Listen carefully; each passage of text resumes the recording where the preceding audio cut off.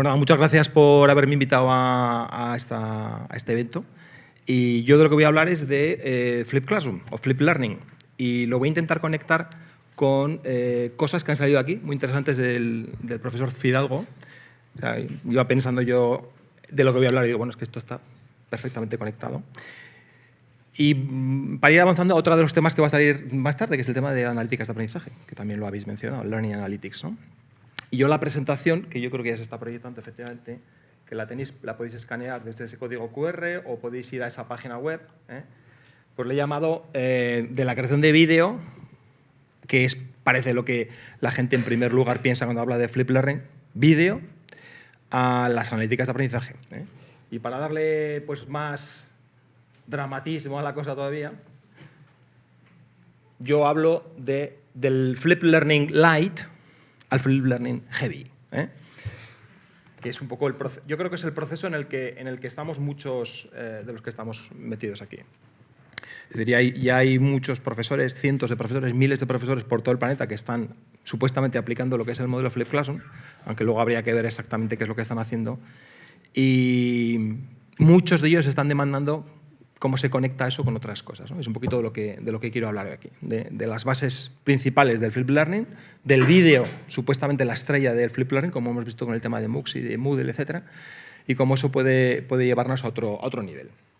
Bueno, yo os cuento, yo soy profesor en el área de didáctica de organización escolar en la Universidad de La Rioja y doy clases en los grados de infantil y primaria. Yo tengo también grupos, el de primaria 100 alumnos por la mañana y 100 por la tarde, y en el de infantil, que lo he acabado esta semana, tengo 70. Bueno, pues entonces todo lo hago en Flip.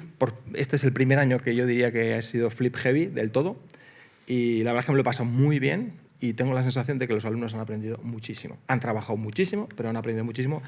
Y eso es lo que me están diciendo, aunque coincido también con el profesor Fidalgo que todo esto luego tenemos que evidenciar científicamente para que no nos diga nadie que no lo hemos sacado debajo de la manga, ¿no? Por tanto, el planteamiento sería este, ¿no? Un repaso al Flip Learning. Me imagino que muchos ya sabéis lo que es, otros quizás no lo habéis oído tanto. Vamos a entrar un poquito en el tema del vídeo, cómo debe ser la producción de un vídeo para Flip Learning, y luego le entraríamos ya a la parte heavy, que sería cómo utilizar las analíticas de aprendizaje. Yo voy a hablar de micro analíticas de aprendizaje, ni de meso ni de macro, voy a irme al nivel más próximo del profesor en el aula y os voy a enseñar cosas que llego con herramientas que seguramente muchos también de vosotros manejáis, ¿no? Por tanto, la pregunta final debe ser si las Learning Analytics deben ser las estrellas del Flip Learning y no el vídeo, ¿no? Bueno, a mí me gusta empezar por esta diapositiva que estáis viendo aquí, me parece realmente interesante de lo que acontece en las aulas, ¿no? Si os fijáis, ahí hay 4 preguntas. Una dice, bueno, 4 planteamientos, 4 ítems. Uno dice explicar contenido nuevo. La segunda es práctica con el contenido visto, atender a las necesidades personales y trabajo cognitivo de orden superior. Esto está basado en un estudio de un investigador que se llama Marzano en Estados Unidos en el año 2014, que os invito a que leáis. Podéis buscar en internet, ¿no? Learning Questions, Dr. Marzano, USA 2014, encontréis rápidamente. Y lo que hizo fue nada más y nada menos que preguntar en 2 millones de escuelas americanas a qué se dedicaba el tiempo de clase. Y bueno, pues yo dije, pues esto os parece interesante, voy a preguntarlo hoy también. Lo pregunté por Twitter, no tiene tanto carácter científico, y me contestaron 700 profesores. Y lo que me hizo gracia fue que se replicaban los resultados. Ayer estuve en un colegio de Logroño y les pregunté a los profesores del colegio de Logroño, que eran unos 70, lo mismo, sin enseñarles esto. Y contestaban lo mismo. Es decir, ¿a qué crees que se dedica el tiempo en clase? Y lo que se dedica el tiempo en clase es a explicar cosas, explicar contenido nuevo. Entonces, profe, ¿tú qué haces el lunes? Pues explico contenido nuevo. Y el martes explico contenido nuevo. El jueves explico contenido nuevo. Y el viernes hago un examen, ¿no? Y el lunes sigo explicando contenido nuevo. ¿Y qué pasa con los que no se lo sabían? Pues nada, la guía, Y con los que están 3 pueblos por debajo, pues mira, es que llegaron tarde, ¿no? Eso es lo que está ocurriendo en las aulas de, bueno, no diría de este planeta, de este país, sino de este planeta, ¿no? Dedicamos el tiempo en clase a explicar cosas. Y explicar cosas para un profesor, como luego veremos, pues parece que es que el hecho de que el profesor explique produce una carga cognitiva en el alumno que supone que el alumno aprenda, lo cual ya es mucho decir. Y luego lo que hacemos es practicar con ese contenido. Ya veremos también lo que significa practicar en términos de procesamiento de la información, ¿no? O de asimilación de la información. Y solo pues eso, un 10% o poco más del 10% lo dedicamos a lo que realmente creo yo que tendríamos que dedicarnos en las aulas, ¿no? A trabajo cognitivo de orden superior. Hay una frase célebre por ahí que dice que los profesores nos quejamos siempre de que no tenemos tiempo para impartir el programa porque siempre estamos explicando cosas, ¿eh? en el programa. Yo este año por primera vez solo de los 13 temas del temario he explicado uno. Los demás he explicado o impartido. Bueno, impartido me parece un poco perverso. No sé cómo decirlo, ¿no? Lo he transmitido, ¿no? Y el resto lo han hecho los alumnos, que para eso van a ser maestros, pues que lo impartan ellos, ¿no? Y han creado los contenidos se han publicado, se han sometido a Flip, han hecho gamificación dentro del aula, han impartido la clase, han creado preguntas para el examen, es decir, todo el proceso lo tienen que replicar ellos, ¿no? Bajo la tutoría del profesor, claro que para eso está. Bueno, pues yo creo que esto es para pensárselo un poquito, ¿no? Y de alguna manera, los que creemos en el Flip Classroom, lo que decimos siempre es que no es un tema de vídeo, ni es un tema de flipar, ni nada, es un tema de aprovechar el tiempo de clase. ¿Para qué sirve el Flip Classroom, el Flip Learning? Es para aprovechar al máximo el tiempo en el aula, que a mí particularmente es una cosa que me agobia. Es decir, estar en clase hablándoles a 100 personas y dices, si esto lo podían ver ellos, ¿no? Si esto ya está visto de 1000 maneras, ¿no? Bueno, pues este es el planteamiento. Flip Learning, Flip Classroom, para los que no lo sabíais, ¿en qué consiste? En aprovechar al máximo el tiempo de clase. Para eso y para nada más que eso. Bueno, esto sería una comparación entre el modelo tradicional y el modelo Flip. Abajo el modelo tradicional, como veis, tiene una tupida cortina para ocultarlo. Y luego el modelo Flip.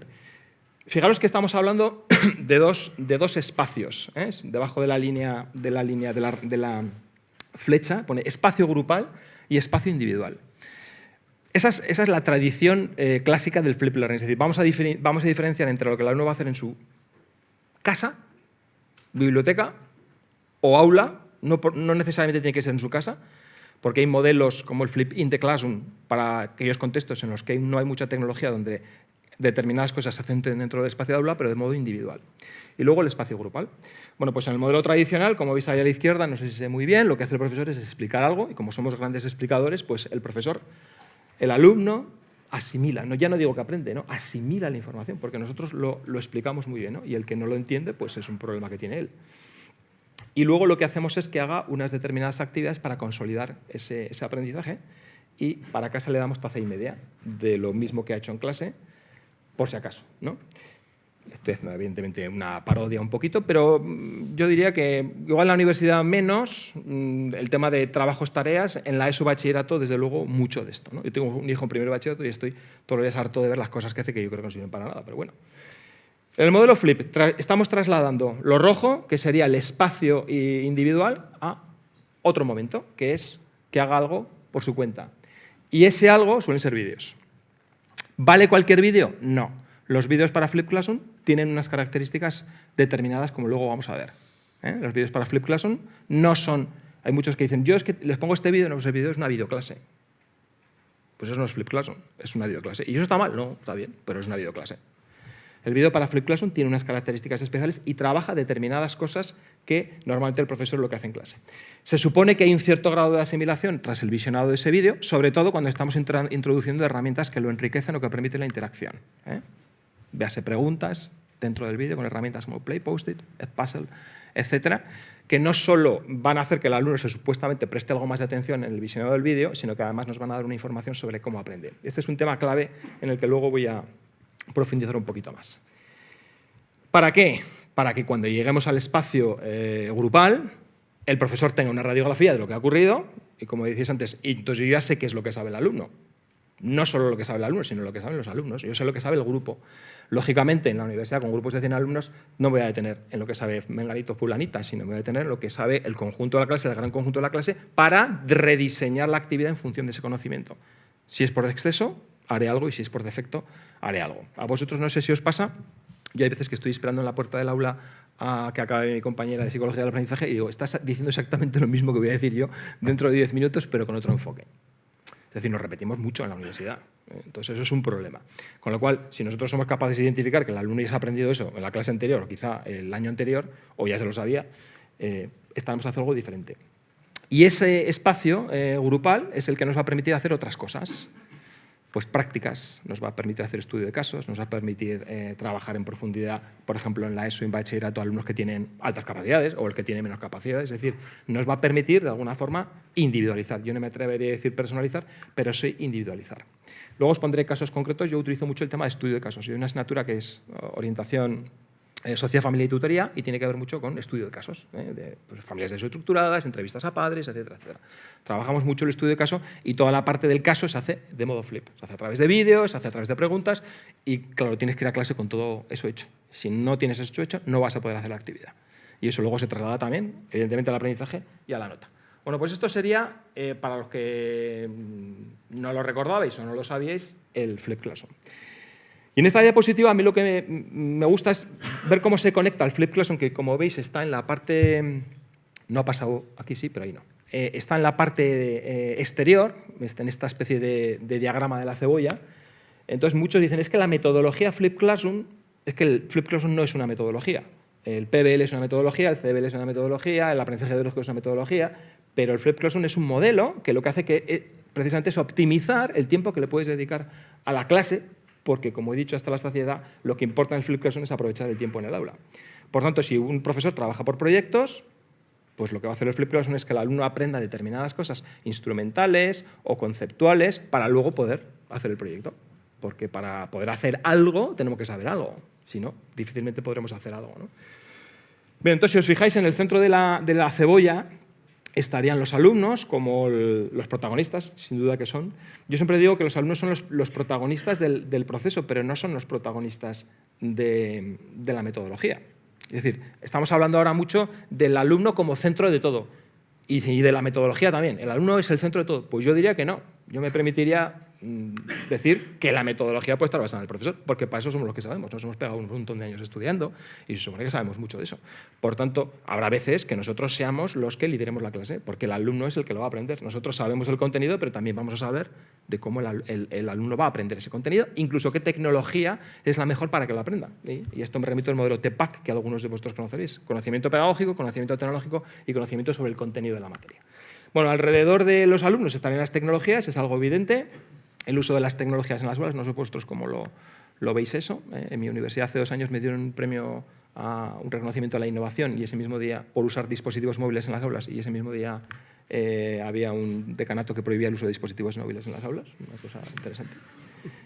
A mí me da igual, yo lo sigo utilizando. Está grabando, ¿no? También, sí.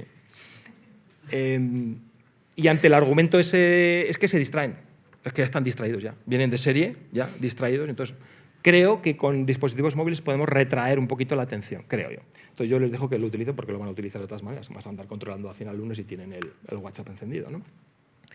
Y además, como les estoy pidiendo que la clase la tuiteen, como no van o que intervengan a través de Twitter el que le dé la gana, pues no les puedes no permitirlo, ¿no? Bueno, si os fijáis en la capa azul estarían las técnicas didácticas. Las técnicas didácticas son lo que los profesores hacemos habitualmente en clase, o sea, explicar cosas y poner exámenes. Evidentemente, cada vez hay más cosas que los profesores hacemos en el aula. Y luego hay una capa que a mí es la que más me interesa, que es la de metodologías. Yo digo que los profesores que están en la capa azul, que muchos están en la capa azul o muchos estamos en la capa azul, no podemos hacer algo diferente o innovador si no entendemos la capa naranja, que es qué metodología hace que tu alumno aprenda el contenido de la mejor manera posible, la que sea. Y hay para elegir. O sea, será por metodologías. Y si seguimos ahí las agujas del reloj, pues en las 12 estaría el Challenge-Based Learning, aprendizaje basado en retos, aprendizaje dialógico, los modelos de taxonomía de Bloom o de Gagné, el aprendizaje dialógico, el Discovery-Based Learning, el Project-Based Learning, el Just-in-Time Teaching, el aprendizaje emocional, el CLIL, el Team Teaching, lo que queramos. Y ahí faltarían muchas. Es decir, profe, ¿hay maneras diferentes a las de explicar en clase que surtan efecto en los alumnos y que aprendan de una manera mejor? Pues yo diría que sí. De nuevo, el Flip Classroom va a ayudar a que esas metodologías sean más eficientes. Y eso es un poco el entorno en el que me gusta, yo creo que explicar el Flip Classroom. Bueno, esto es un diagrama que hicimos hace 2 meses. Está hecho con Google y es un diagrama con 200 herramientas clasificadas por entornos, pues desde creación de libros electrónicos, redes sociales, herramientas de creación de vídeo, enriquecimiento de vídeo, curación de contenido, recursos educativos abiertos, bueno, hay montones, ¿no? La tenéis colgada y lo que me he permitido es hacer una especie de captura aquí más amplia de la parte sur del Google, donde hablamos específicamente de herramientas para hacer vídeo, que es la primera preocupación que tiene un profesor cuando le dicen que va a hacer Flip Classroom. Bueno, entonces, ¿cómo hago el vídeo? Entonces, ahora vamos a hablar un poquito, como decía antes, de el vídeo, supuesta estrella del Flipped Classroom. Cómo debería ser un vídeo y qué es lo que preocupa a los profesores para hacer un vídeo y bueno, cómo tenemos que cubrir un poquito la rentabilidad en términos de trabajo. Bueno, yo lo que les pregunto, lo que les digo a los profesores es que se planteen todas estas cosas, ¿no? ¿Cómo debe ser un buen vídeo para Flipped Classroom? Lo primero que se planteen es la duración. Entonces hay teorías como muy raras, ¿no? Dicen, pues 1 año por grado. Pues los de primero de primaria, 1 minuto. Y los de sexto, 6 minutos. Me parece ridículo, porque hay vídeos que tienen mucha carga cognitiva y son pues, más difíciles y por lo tanto se pueden ser más cortos. Por lo tanto, sí que tienen que ser cortos. Hay videotostadas que circulan por internet que realmente no son vídeos para Flipped Classroom, es una clase. Yo hay vídeos que yo lo he intentado, pero no he podido pasar de minuto 2. Un profesor hablando de historia, no sé, con una diapositiva que no pasaba, un poco como estoy yo saliendo de pantalla, y él saliendo en pantalla. Y digo, ¿pero para qué sales tú en pantalla? O sea, ¿qué mérito tiene que salga yo en pantalla aquí? Ninguno. Bueno, pues si hay un profesor que tiene que estar explicando en una pizarra veleda o en un lightboard o donde sea un problema, sí tendrá que salir, por supuesto, porque él te va a decir, no, es que la forma en la que yo explico con la veleda, pues es una forma en la que el alumno va a recibir mejor esa información. De acuerdo. Duración corta. Otra de las cosas que se plantean ¿es mejor crearlo o es mejor buscarlo? Entonces entraríamos en todo el tema de curación de contenido, recursos educativos abiertos. Seguro que está el vídeo más raro que os podéis encontrar, está ya hecho, educativo. Otra cosa es que nos encaje o no. John Berman, que como me imagino que ya sabéis es el ideólogo del Flipped Classroom, dice que de ninguna manera. Bueno, que si el primer día sí y el segundo igual también, pero ya tienes que hacerte tus vídeos. Porque que el alumno oiga o vea al profesor va a suponer ya una mejora, una supuesta mejora. Claro, eso dependerá del profesor también, ¿no? Me permito dudarlo. En cualquier caso, yo creo que si hay contenido hecho, ¿para qué lo vamos a hacer nosotros, ¿no?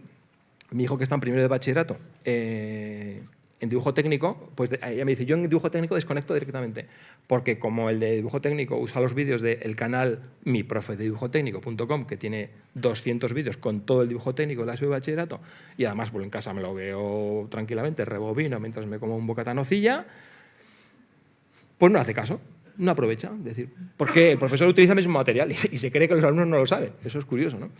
Pero bueno. Entonces, ese es un caso concreto, ¿no? Y podríamos hablar, desde luego, en materias curriculares de ESO, bachillerato y primaria, que todo está hecho ya. Quizá en la universidad, en determinados idiomas, puede ser más difícil encontrarlo, ¿no? Pero aún así, yo, por ejemplo, cuando tengo que dar toda la parte de teorías de la psicología contemporánea, yo no hago ningún vídeo, porque está todo. Es más, si les dices a los alumnos, como parte de la tarea Flip, que busquen uno por grupos, tú uno del conductismo, tú del constructivismo, tú del rasgos y factores, tú del enfoque dialógico, tú del no sé qué, pues ellos lo buscan. Que no dure tanto tiempo, que se entienda bien, etc. Y ellos son los que curan el contenido utilizando herramientas como Simbaloo o Lesson Pads o cualquiera de estas. Por tanto, buscarlo, crearlo, es una decisión que hay que tomar. En cualquier caso, la creación de contenido es algo que nos tendríamos que plantear muy bien en términos de eficiencia. Porque el primer vídeo que vas a hacer, imaginar un vídeo que vamos a hacer con una captura del ordenador, por ejemplo, con Screencastify, o podemos hacerlo con Camtasia, pues igual nos cuesta 4 minutos por minuto. Entonces, un vídeo de 5 minutos son 20 minutos o más. ¿Eso es sostenible? Yo creo que no. Por eso es importante que la duración de la producción del vídeo sea más o menos la duración del vídeo. A eso hay que tender. Entonces hay herramientas para tabletas, por ejemplo, como Explain Everything, Show Me, que te permiten realmente, incluso mientras estás dando la clase, estar grabando el vídeo y subirlo ya a un canal, a Moodle o donde te dé la gana. Esa sería la tendencia. Aquí las universidades que tienen la suerte de tener laboratorios de estos en MOOCs, etcétera, estaréis alucinando. ¿Y qué ir a la postproducción? Pues yo creo que no tiene que haber postproducción. O sea, un vídeo para Flipped Classroom es una cosa absolutamente sencilla, rápida, que tiene que tener muy buena calidad de imagen, muy buena calidad de sonido y realmente trabajar lo que tiene que trabajar, que son las habilidades cognitivas de orden inferior. Es decir, recuerdo, conocimiento, algo de análisis. Eso es lo que tiene que trabajar el vídeo Flip para que en clase podamos desarrollar el orden superior. Porque eso es lo que hacemos en la explicación. En la explicación estamos supuestamente trabajando en ese entorno cognitivo. Si eso lo liberamos el tiempo de clase, aprovechamos el tiempo de clase para otro. Y si además verificamos si los alumnos lo han aprendido, pues mejor. Bueno, ¿qué elementos debe contener? Pues lo que estamos diciendo, una combinación. ¿Se pueden hacer buenos vídeos Flipped Classroom desde presentaciones PowerPoint o Keynote? Sin duda. Yo tiro mucho de eso. Desde una presentación, no es la misma presentación que seguramente vais a utilizar en clase, es una presentación que tiene algo diferente y tienes que jugar mucho con el peso del contenido formal, es decir, el texto, la voz, la interacción, la animación desde la presentación, que es algo muy simple, con lo cual es manejar un poquito la herramienta de presentaciones. Desde luego, nada que ver con esos vídeos flip, que es que un profe está leyendo una diapositiva. ¿Cómo debe ser un buen vídeo para Flip Classroom? Es mejor buscarlo, crearlo. Entonces, lo que está haciendo el profesor, el alumno dice, bueno, pues yo no soy tonto, yo leer ya sé, ¿no? Tiene que ser algo diferente. Hay que jugar con determinadas cosas. ¿Qué tipos de vídeo podemos distinguir? Pues hay mucha gente que piensa que los vídeos de Flip Classroom solo son videolecciones, y no. Yo tengo una compañera de química en mi universidad que hace mucho, las prácticas las hace todas en vídeo, videoprácticas. Y dice, he conseguido pasar del 60% de trabajo en laboratorio al 100%. O sea, antes me dedicaba un 30%, un 30 y tantos por ciento a explicar la práctica. Ahora ya no explico la práctica, porque la práctica ya se la han visto en un vídeo. Entonces, lo que hago es preguntar, ¿hay alguna duda? Sí. ¿Qué ocurre si mezclo el dióxido de no sé qué con...? Pues explota el laboratorio, no lo mezcles. O sea, voy a cosas concretas. No responde a ninguna pregunta que sea, ¿puede explicar la práctica en general? Pues en general no la explico. Me la miras en el móvil, que para eso te la he colgado. Es decir, es así. Entonces, el que no se ha visto el vídeo, pues no puede hacer la práctica. No toques nada. Mejor te quedas así quieto, te ves el vídeo y luego no te da tiempo. Yo lo he utilizado también para estudio de casos, como os decía antes, toda la parte del estudio de casos, ver un vídeo, contestar unas preguntas en Google, en el espacio individual, eso lo hace el alumno, luego se reúnen en espacios grupales de 5 o 6 y discuten sobre el caso. Y luego ese estudio de caso lo llevamos al grupo grande de clase, con lo cual estamos generando 3 niveles. Los que no han visto el vídeo en el espacio individual dedican la clase a ver el espacio de vídeo en el espacio grupal, con lo cual no tienen tiempo para entregar la práctica, como os decía antes.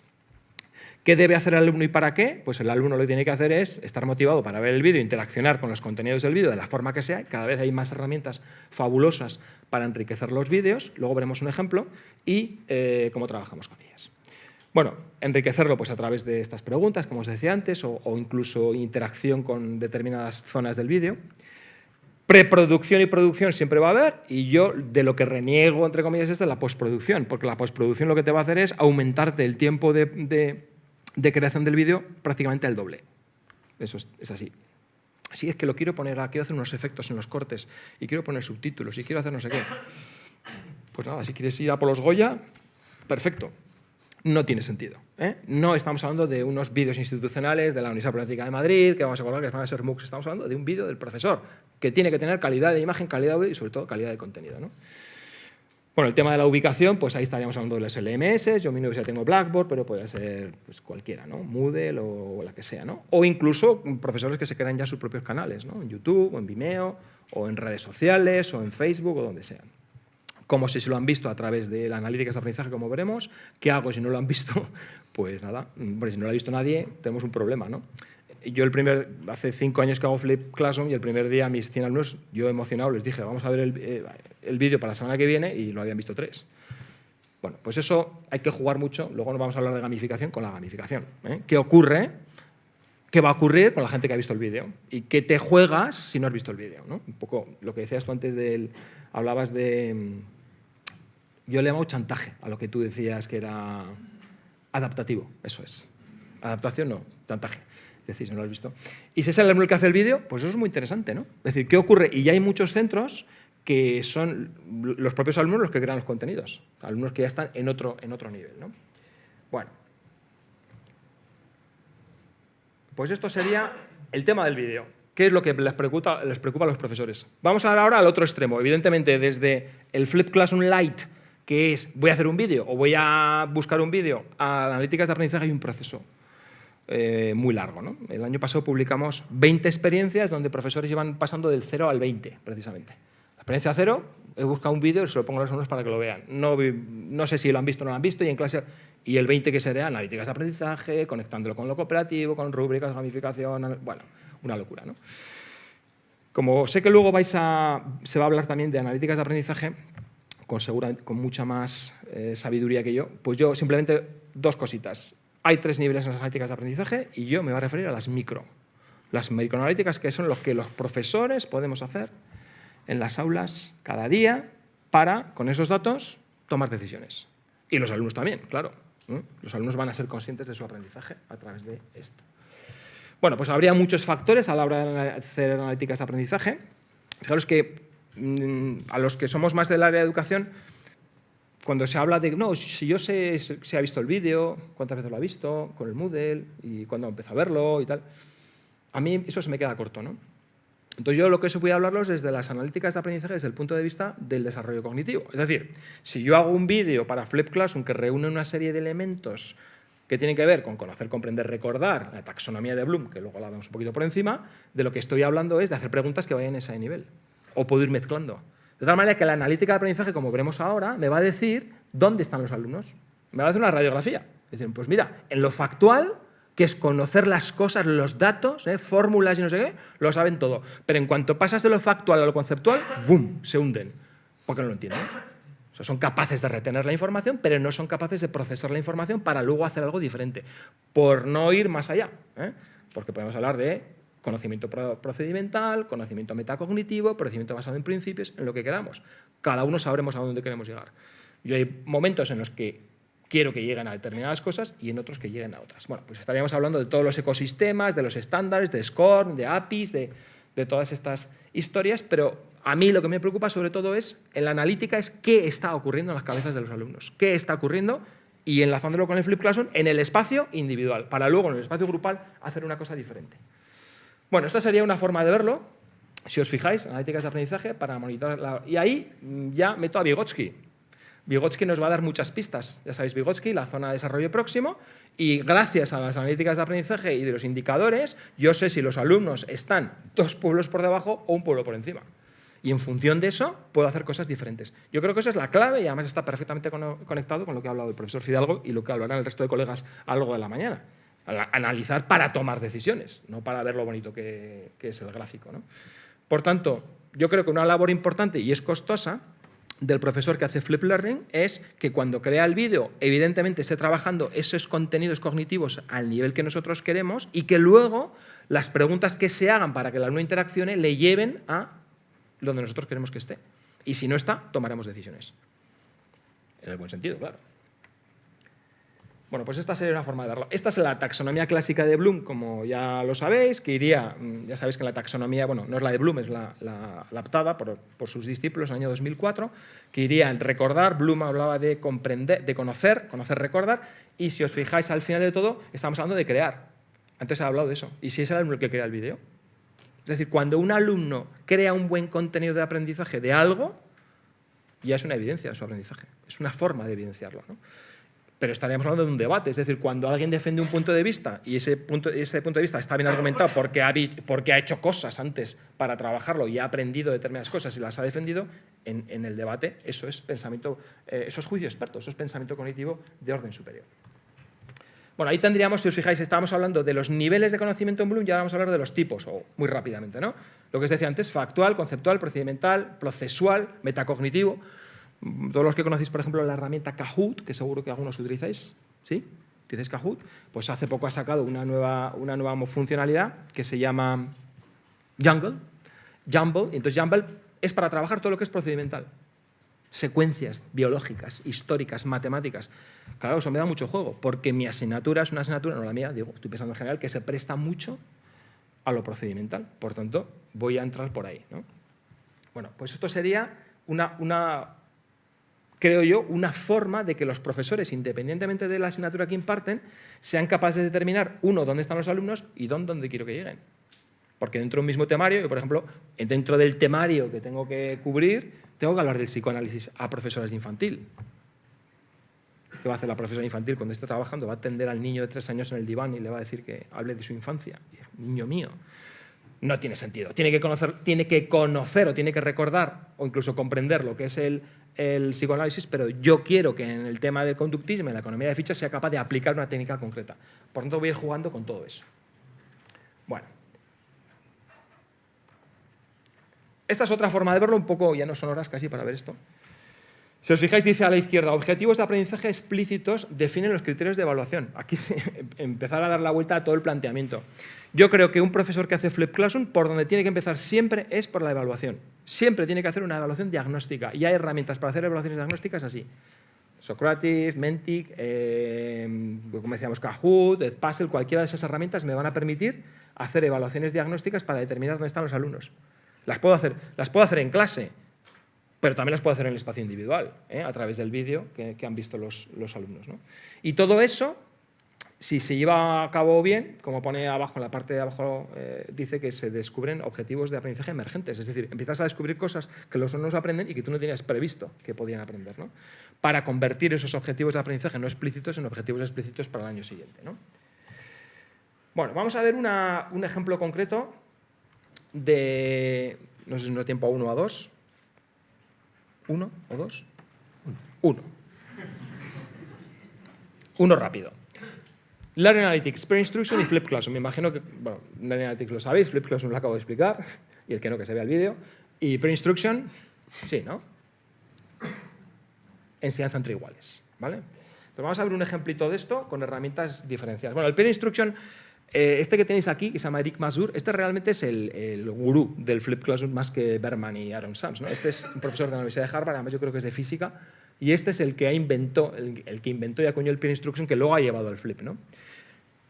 El Peer Instruction clásico es el profesor pregunta algo, los estudiantes responden de modo independiente, ahora vamos a ver cómo se introduce la tecnología, revisamos los resultados, ya veremos cómo lo hacemos con la tecnología, y pueden ocurrir dos cosas, o pueden ocurrir muchas cosas, pero puede ser que o no se lo saben o que se lo saben. Entonces, en función de eso, hago cosas diferentes, ¿vale? Pues ahora lo voy a explicar en modelo Flip, si os fijáis ahí. Para trabajar con el Peer Instruction yo utilizo una herramienta que se llama Socrative. No sé si os suena. Bueno, pues es una pasada. Te cambia la vida docente. Es una herramienta gratuita, multiplataforma, que puedes utilizar en el teléfono móvil, que puedes utilizar vía web, que funciona fenomenal. Y lo que te permite es crear todo tipo de cosas que tengan que ver con evaluación inicial, evaluación diagnóstica, introducir algo de gamificación, y además eso lo puedes hacer al ritmo que tú quieras. Es decir, tú puedes ir lanzando la pregunta y ver los resultados, o puedes hacer que los alumnos lo hagan independientemente y luego ver los resultados como luego vais a ver en una gráfica.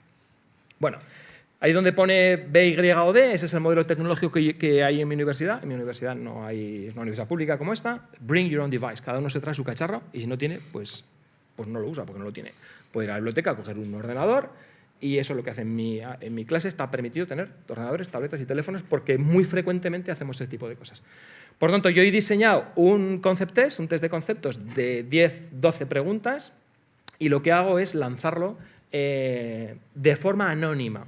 Yo podría saber quién es el que está contestando, pero no me interesa en este momento del Flip Classroom. Lo que me interesa saber es lo que sabe la clase. ¿Cuántos saben de la teoría del locus de control de Rotter, por ejemplo? ¿Vale? Entonces, lo que hago es que los alumnos contestan de forma independiente con sus dispositivos, pero en pantalla no saben los resultados. Queda ahí en blanco. Lo que hacen los alumnos luego es juntarse con los que tienen alrededor y defender su posición, ¿vale? Muestro los resultados y ahí se ve, por ejemplo, que todos lo sabían. Pues yo todos lo sabía, pasamos a la siguiente pregunta. O alguien reafirma el conocimiento y ya está. Si no se sabe, se discute en el seno del grupo. Y yo a un grupo le pregunto, ¿cuál es la opción correcta? La A. ¿Por qué? Se justifica la respuesta. Por lo tanto, fijaros que estamos trabajando a nivel individual con los dispositivos, a nivel de grupo de 3 o 4 alumnos o alumnas trabajando sobre la pregunta y luego en el grupo grande. Se muestran los resultados y se da la retroalimentación adecuada. Yo esto es una cosa que hago antes de los parciales, porque una semana o dos antes del parcial, porque ahí ya sabe de cada uno dónde está. Es como si tú entras para una maratón y estás corriendo 1 kilómetro diario y dices, voy a correr media maratón y estás destrozado el segundo kilómetro. Pues eso es lo que les pasa a los alumnos, que yo no sé quiénes son, pero ellos sí que saben qué es lo que está ocurriendo, ¿eh? Y eso lo están viendo en una radiografía como esta. O sea, yo esto lo enseño al final de la clase. Digo, esto sois vosotros, los de la izquierda sois vosotros anónimos, y ahí están las preguntas que yo os he puesto. Y entonces tenemos un problemita en la pregunta 4, en la 5, en la 8, en la 9, en la 10.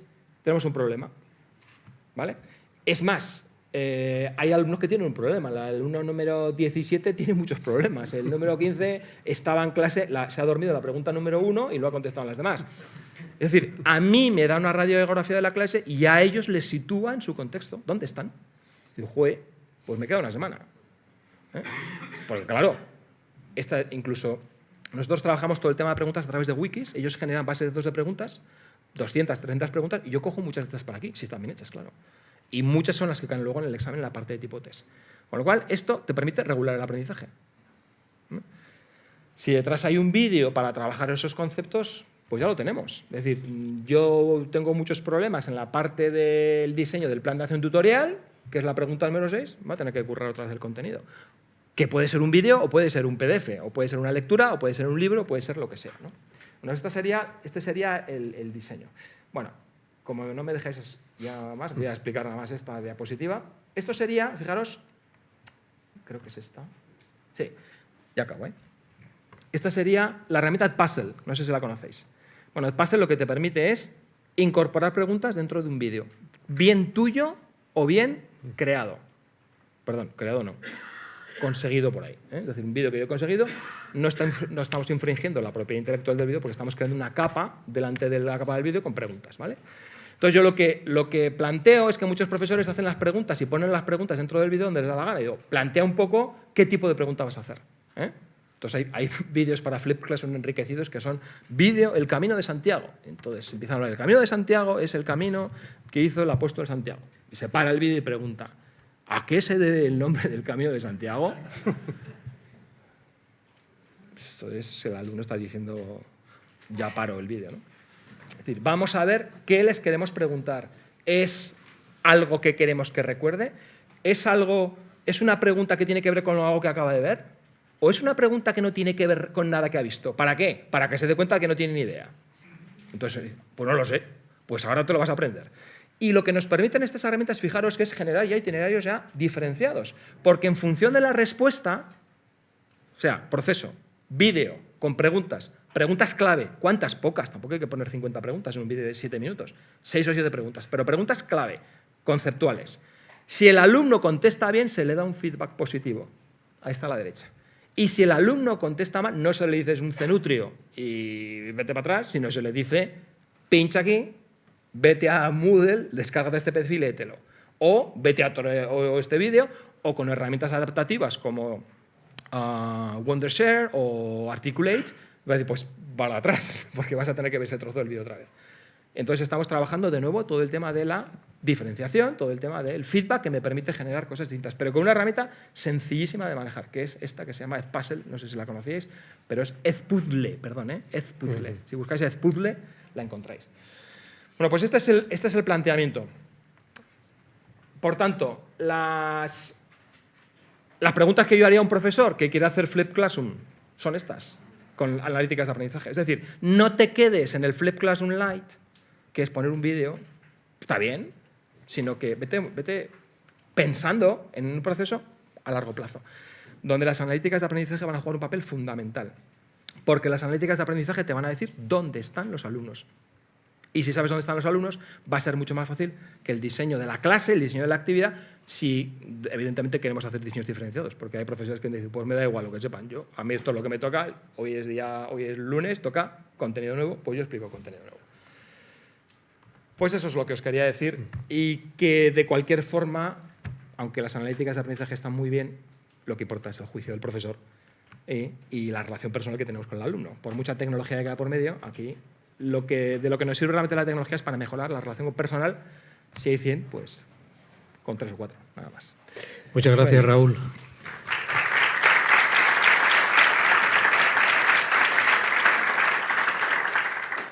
Por favor, preguntas.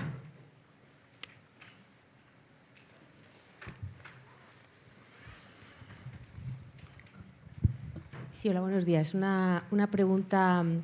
Si quisieras introducir esta tecnología del Flip Classroom en una asignatura, quizás yo que quisiera, por ejemplo, introducirla, pensaría en no hacerlo de golpe en todo el temario, sino en un tema o grupo de temas.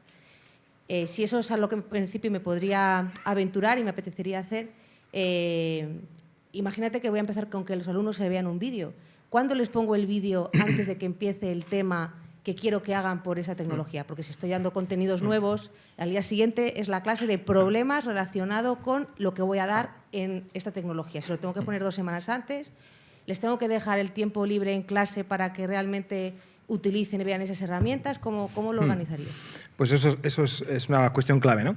Que tiene que ver con el proceso. Entonces, lógicamente, lo primero es no lo puedes hacer en todo el programa, puedes hacerlo con una unidad y puedes hacer flip en esa unidad entera, o también lo que puedes hacer es introduciendo cositas flip a lo largo de todas las unidades. O sea, no hacer flip todo el proceso, sino hacer, por ejemplo, el tema de la evaluación diagnóstica y luego ya en función de hacer otras cosas. O sea, puedes tomar los dos caminos, ¿no? O hacer una unidad completa o incorporar cosas flip a lo largo de todas las unidades. Eso como tú quieras. Tiempo de... Bueno, aquí hay que jugar mucho con el palo y la zanahoria, con el tema del vídeo, porque si no, no lo van a ver. Porque esto es un cambio cultural. Entonces, el primer día de clase, yo ya sé que es lavado de cerebro. O sea, olvidaros de lo que habitualmente hacéis en clase, que es estar ahí viendo pasar las abutardas, ¿no? O sea, aquí los que vais a currar sois vosotros, los que vais a aprender sois vosotros, y no puedo aprender por vosotros. Entonces, no les puedes poner el vídeo de un día para otro de ninguna forma. Tampoco 2 semanas, porque ya es decir, yo creo que esa estructura espacial de que cada semana yo tengo que ver un vídeo porque el jueves ocurre algo, yo utilizo siempre la clase del jueves, que tengo 2 horas seguidas, para trabajar a fondo, ¿vale? Entonces, ¿qué hago yo? ¿Qué cosas hago? Yo tengo a los alumnos divididos en grupos de prácticas, y esos grupos de prácticas de 30, 30 y tantos, luego están en microgrupos de 5 o 6. Y cada grupo de 5 o 6 tiene un numerito, del 1 al 5 o del 1 al 6. 1, 2, 3, 4, 5, 6. Bueno, entonces yo cuelgo el vídeo en el aula virtual o en la página, donde sea, y la noche anterior, o sea, ellos ya saben, lleva una semana colgado, pero la noche anterior aviso de que va a haber alguien que va a responder en nombre del grupo a las preguntas que yo haga, con lo cual, y que eso es parte de la evaluación continuada, ¿vale? Entonces, a las 11 de la noche están por Twitter, por favor, di el número ya, porque están ahí todos a ver. Entonces, pues, al día siguiente aparecen pues, unos con ojeras, que son los que se han visto el vídeo 20 veces para responder. Claro, yo lo que les digo a esos que han llegado a decir, bueno, pues ahora elige uno del equipo para que juegue, para que responda. Entonces hago un juego con Kahoot, lo que sea. Dice, pero si era yo que iba a ver el vídeo, digo, no, tú eras el que vas a decidir, porque eso es una cosa que acabo de decir. Con lo cual, hay que jugar con eso, con un poco la incertidumbre de que tú tienes que verte el vídeo en primer lugar porque te interesa para ti, porque vas a aprender, porque vas a mejorar tu proceso de aprendizaje a lo largo del examen, para ver el examen, y además porque te estás jugando las habichuelas, porque todo eso es parte de la evaluación. Por tanto, si no lo ves, algo vas a perder. Yo no les obligo a que salgan a jugar, además, ni nada. Yo para eso utilizo Kahoot, más que Socrative. Eso es lo que hago. De cualquier forma, proceso a medio-largo plazo, incorporando cosas, poquitas cosas, pero realmente el cuerpo te va a empezar a pedir meter más cosas, eso sin duda.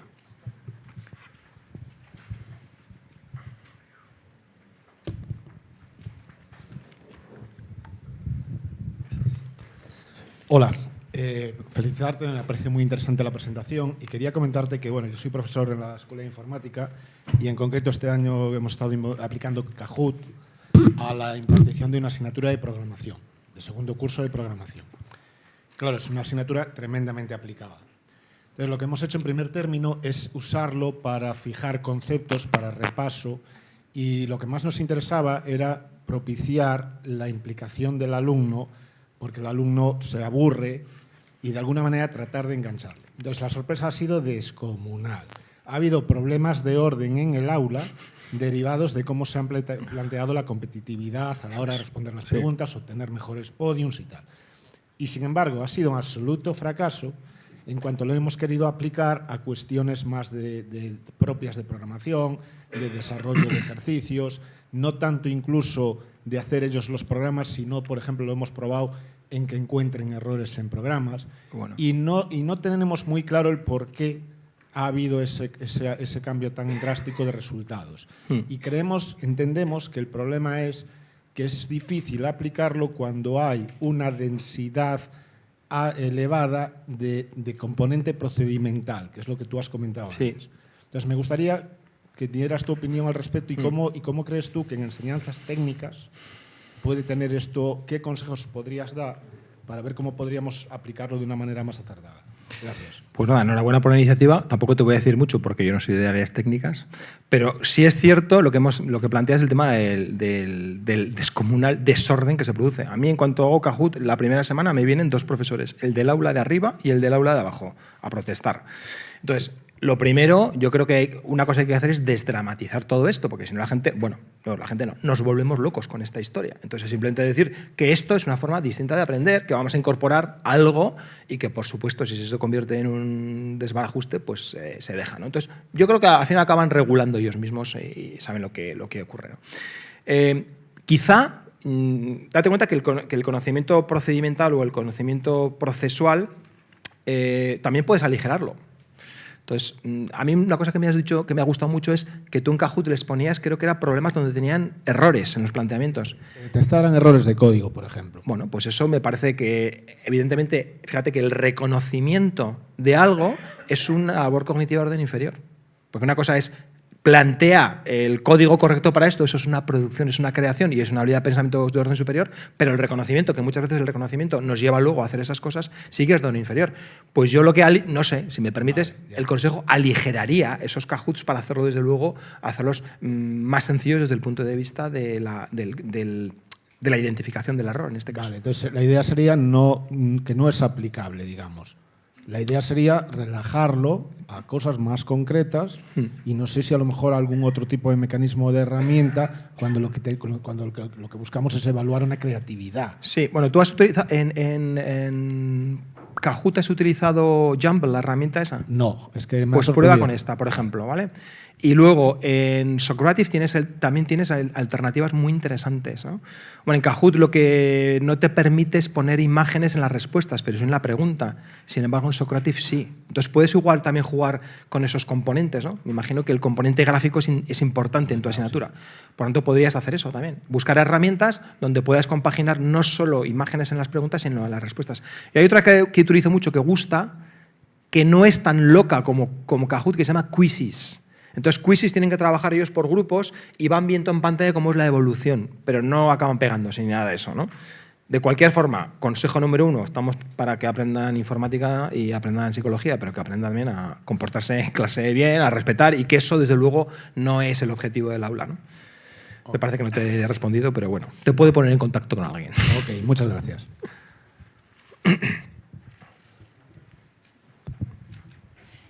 Yo tenía una pregunta sobre evaluación. Como has dicho que empezamos, que mejor recomiendas empezar por la evaluación. Se me había quedado colgada de la charla del doctor Fidalgo y os lo hago a los dos.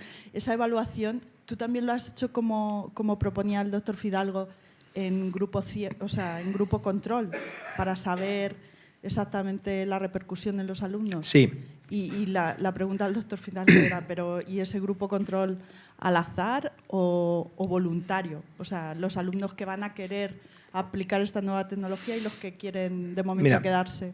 Sí, no sé si quieres. En mi caso concreto, yo realizo este tipo de estudios con los grupos de primaria, no tengo grupo de mañana y grupo de tarde. Entonces ahí sí que hago una metodología más tradicional, más expositiva. Pues ya no lo hago porque me parece que es un poco injusto, porque sé que van a aprender menos. Entonces lo hice en su día y veía claramente los resultados.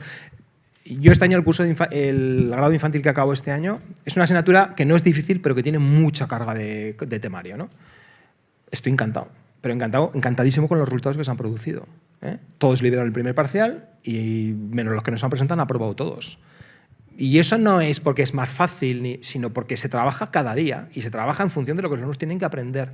Y luego me da tiempo para trabajar todo eso a nivel de aplicación del conocimiento, que es lo que me interesa. Es decir, en clase hay mucho debate, más que explicar pues eso, cosas, ¿no? Entonces, la respuesta concreta es que sí que lo he hecho en grupos de control o grupo experimental en los grados de primaria, pero sobre todo al principio. Y de hecho, alguna cosita tengo publicada si quieres que te pase.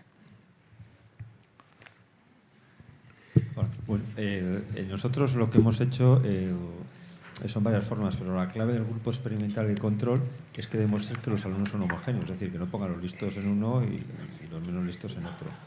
El ya hacerlo al azar o bien con grupos demostrar que son homogéneos depende ya cómo lo hagas. En nuestra formación normalmente presencial en esta universidad, si lo quieres hacer con un grupo y mañana y tarde, lo que tienes que es demostrar que son homogéneos. Pues que no, yo me refería a voluntarios. O sea, yo me refería a grupos de voluntarios, los grupos que quieren hacer eso y los que quieren metodología clásica. O sea, que sea el alumno el que... Puedes hacerlo voluntario, pero lo que tienes que demostrar después es que son homogéneos. Es decir, que el perfil es el mismo nota de entrada parecida, género, conocimientos previos parecidos, esa es la clave. O sea, es que sean homogéneos. Algún purista cuantitativista te dirá que los que se prestan voluntarios ya no lo sé. Claro. Está sesgando el estudio. Muy bien, pues vamos a hacer un descanso.